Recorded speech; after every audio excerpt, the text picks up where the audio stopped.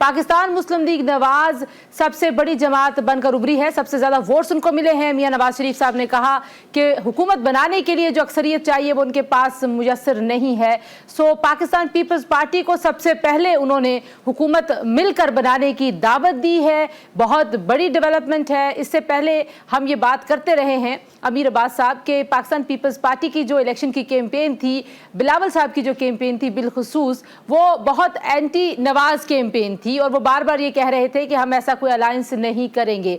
उस वक्त जाहिर है नंबर गेम सामने नहीं था, अब ये नंबर आ चुका है। मियां नवाज शरीफ साहब की आपने तकरीर सुनी है, ये तमाम मनाजर आपको बराह रास्त हमने दिखाया मॉडल टाउन से, और उन्होंने कहा कि कल मेरे पास क्योंकि नताइज नहीं थे, हम कल सोच रहे थे कि नताइज आ जाएंगे, लेकिन देरी के ऊपर उन्होंने कोई बात नहीं की। एक और जो अहम नुकता, उसके बाद मैं आपकी तरफ आऊंगी और अपने पैनल की तरफ भी हम जाएंगे।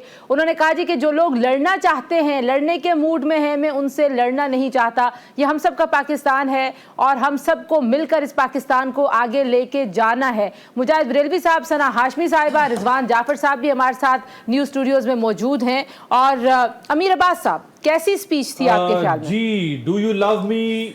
मियां साहब कहते हैं, लोग कहते हैं आई लव यू मियां साहब। इसका जवाब है हु आस्क्ड यू। मियां साहब का एक स्टाइल है। देखिए, उन्होंने बहरहाल रिकंसिलिएशन की तरफ हाथ बढ़ा दिया है। किन की तरफ बढ़ाया हाथ?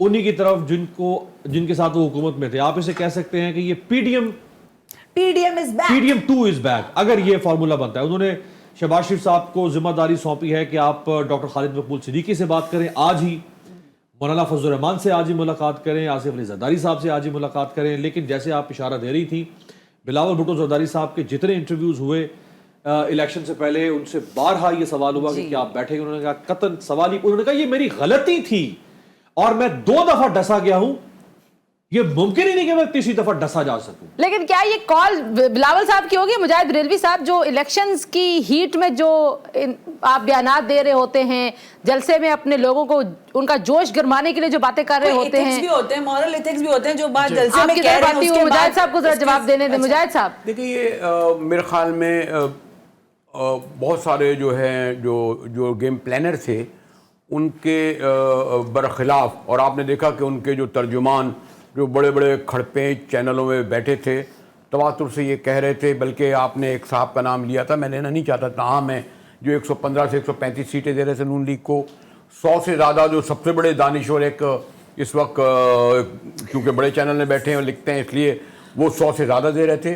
तो वो जो 100 से ज़्यादा नहीं मिली, अगर 80 तक भी सीटें डायरेक्टली मिल जाती।